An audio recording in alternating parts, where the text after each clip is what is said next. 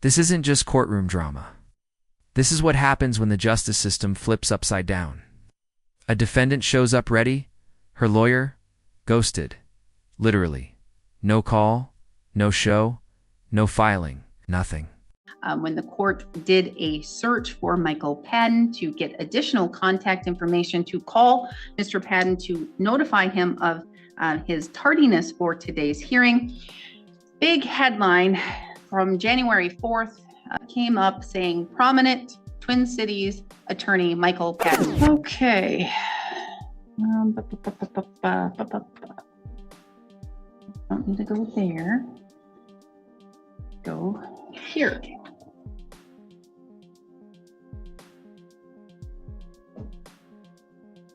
One 651 9.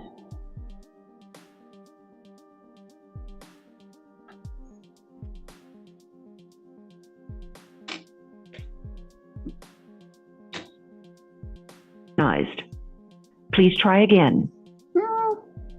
The number you have entered has not been recognized. How I am not.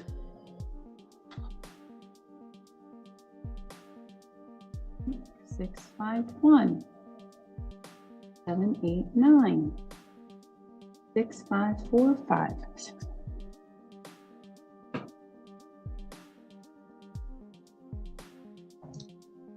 Please try again. You try it without the 1. Try it without the 1. I think I've always had to do 1, but we'll see. Not maybe it's a 612 number. You have entered has not been recognized. I'm gonna try looking him up. That's what I'm gonna try to do.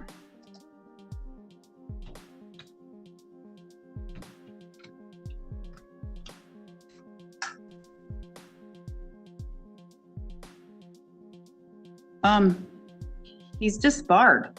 Oh. Not yet. Well. Non-Wisconsin. There's a pending case. You know it's bad when the judge is dialing random numbers mid-hearing, trying to find an attorney. That alone tells you this case is already spiraling. Oh, well. He's only disbarred in Just Minnesota. Just in Minnesota.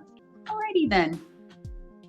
Prominent Twin Cities Michael Padden disbarred. Prominent Twin Cities attorney Michael Padden disbarred. Well, his number is not recognized, so. Maybe he thinks he's disbarred in Wisconsin. Imagine hiring someone to defend your freedom, only to find out they can't even legally practice law. Not in Minnesota. Maybe not even in Wisconsin. How does that slip through? Wisconsin, because I know that Minnesota filed a complaint against him in Wisconsin on October 17th. I'm gonna probably say you need a new attorney. Probably what I'm gonna say. Probably. Do you pay him? I'd probably get your money back. Probably do that. Or ask for it, but sorry. Yeah, because that's the new news is prominent Twin Cities attorney Michael Padden disbarred. Not just suspended, disbarred. Cut, throw, gone. Okay? So. You can hear it in the judge's tone. This isn't just legal cleanup. It's emotional damage control. Telling someone to try and get their money back from a ghost lawyer. That's not in any courtroom script.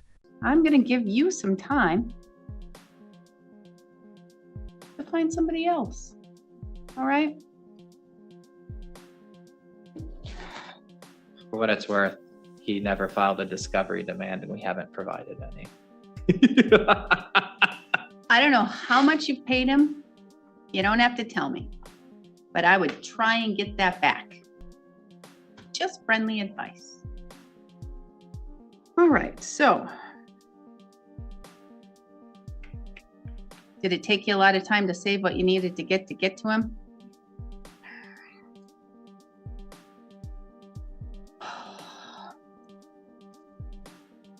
Oh, wait. Okay. And here's the punchline. The attorney never even filed a discovery demand. That's basic. That's square one in defense. She was basically sent into battle unarmed. Kuchera, I'm gonna get it, I promise. Miss Kuchera, why don't you come have a seat up here? because I'm going to guess you don't want him anymore and he can't even probably practice anymore. So can we just remove him? Yes. And then we can just talk? Yeah. All right. We will go on the Rec 24 CM 213, State of Wisconsin versus Casey Kuchera. The state appears through district attorney. And credit to the defendant here. She's calm, composed, and real, even while watching her case fall apart. That takes more strength than we usually see in courtrooms like this. Attorney Kevin Schmidt in person. Ms. Kuchera appears in person without counsel Michael Padden. The court attempted to call Michael Padden's number 3 times. All times it came back that this number is no longer, doesn't exist. The court searched for Michael Padden's contact information. When the court did a search for Michael Padden to get additional contact information to call Mr. Padden to notify him of his tardiness for today's hearing. Big headline from January 4th came up saying prominent Twin Cities attorney Michael Padden disbarred. So that just leaves me to believe that perhaps he's not able to represent Ms. Kuchera, and Ms. Kuchera has personally paid for his services. So Ms. Kuchera, you have a few things that you need to take care of. I'm going to guess that even hearing that news, even if by some chance, some grace of God, he may still have his license here in Wisconsin, hearing that he's disbarred in Minnesota probably gives you a little bit of angst. And I had just contacted him Monday to remind him that we had court, and he never mentioned it. Oh, well. She contacted her lawyer. She reminded him of the hearing. That's not just role reversal. That's total dysfunction. It's like the client became the adult in the room. Kind of interesting. Did you contact him on the number I just contacted him at? I can give you the number. I would love it if you could, because I just called this number and it says it doesn't work. Yeah, 612-669-4542. Okay, well, that's not the number that I have, and that's not the number that came up. I don't know. And here's the thing. It's up to you and whatever you want to do. If you want him to continue as your attorney, that's your right. If you don't, that's your right too. Completely whatever you want to do. I called the case because you have $1,000 posted because you failed to come to court. So there's $1,000 posted. And what I was going to do was going to see if you wanted him to continue. If you didn't, I was going to remove him, and I was going to see if there was an offer, and I was going to see if there was any restitution. But I'm just going to ask if there is any restitution, because I don't have any disposition supplement. No, there's no restitution here. And so I'm not even sure where this case is going. I don't even know what's going to happen.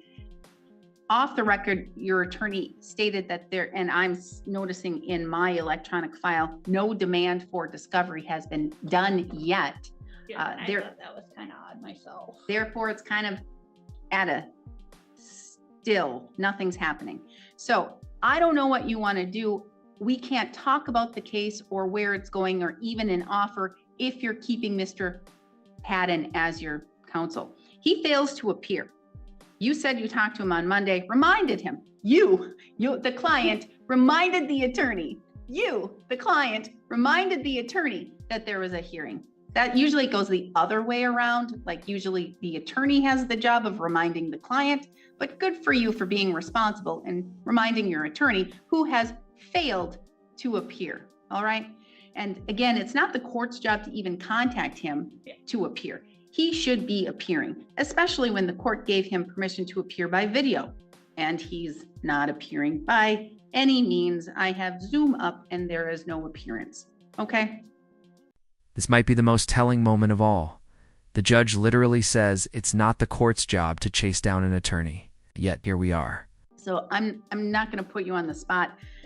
I'd like to know if there's an offer, but I'm just going to kind of do a quick little turnaround to give you time to think about what you want to do.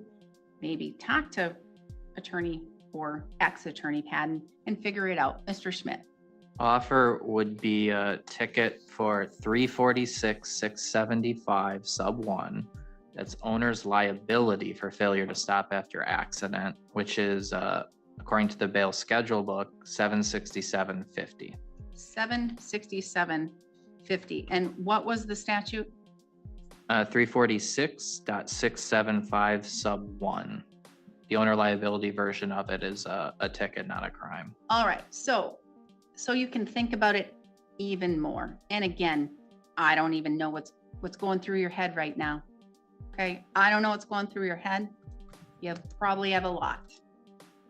But- Honestly, I'm okay with just going ahead and proceeding without Mr. Patton. And you want to make the intelligent, knowing, and voluntary choice to remove him as your attorney right now. All right. So therefore, the court will strike him and will withdraw him from the record as your counsel. And so you can understand, and now I'm going to see if you understand the offer that's been presented. All right. You have been charged with the crime, hit and run, as a misdemeanor.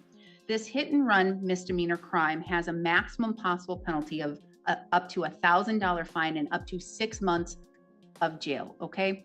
Mr. Schmidt has made an offer to you to amend it to a ticket. All right. To a ticket for $767.50 under owner's liability. When she removes the lawyer officially, it's not a dramatic outburst, it's relief.